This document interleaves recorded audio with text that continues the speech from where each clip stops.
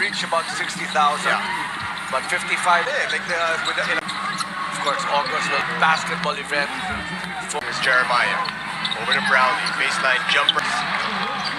Just good. Well, technically, he's now Filipino citizen. This is a three-pointer. Barangay Ginebra, fiery at that 10 to 2, 8-point lead.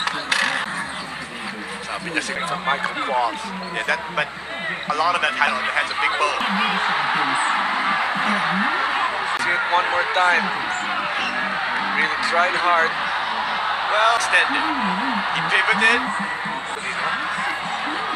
Third more than an elbow. But of course, that was the result was JB looking for Japet. Japet all alone. Opportunity on the other side. Big Belga nowhere. To stop there by Barangay Ginebra.